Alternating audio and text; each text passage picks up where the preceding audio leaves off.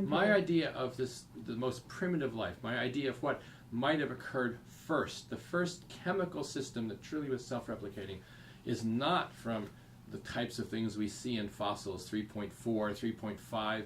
There's rocks at 3.51 billion years in Australia, the Dresser Formation, which has stromatolites, clearly living systems at 3.5. I think you have to go 500 million years earlier, at least 5, maybe more than that. Maybe to the very dawn of Earth, maybe at 4.4 billion years ago, you could have these organic systems growing on rocks. And the trouble is, how would we know? They wouldn't be preserved as fossils that you could easily recognize. But what might be true, and this is so cool, I think, what might be true is that they persist to much higher temperatures than cells can persist today. That is, a film of organic molecules might persist to 150, 200 Celsius. Whereas all known cells today die if you get above 130.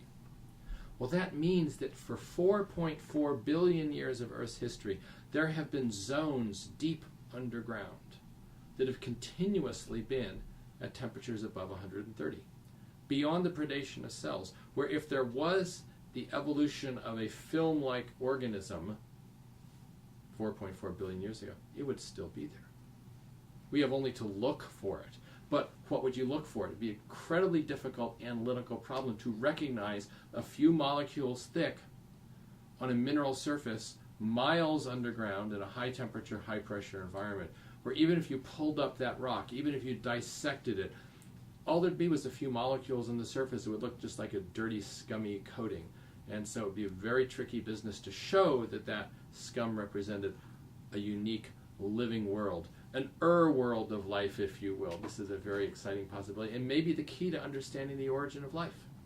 So do you think we could find this in caves in New Mexico, for example? Where would you look? I would not look any place where the temperature was less than 130 Celsius. For something like this, because there's cellular life everywhere. One of the amazing things about the living world is that it occupies every conceivable niche. Acid mine drainage pools, the Arctic ice, the driest desert you can imagine, deep underground in places that we would think the most extreme, high pressures, high temperatures, and yet cells persist. It's only when you get above 130 degrees Celsius that those cells are no longer there, and only in those environments are you going to be able to find something that doesn't get eaten. That's the key.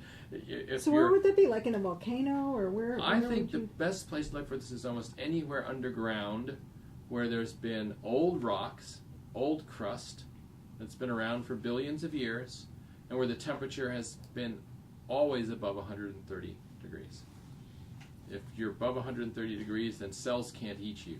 It's a very safe place to be if you're a biofilm, you know, but it's also a very extreme environment for us, and it's not an easy kind of environment to extract materials from.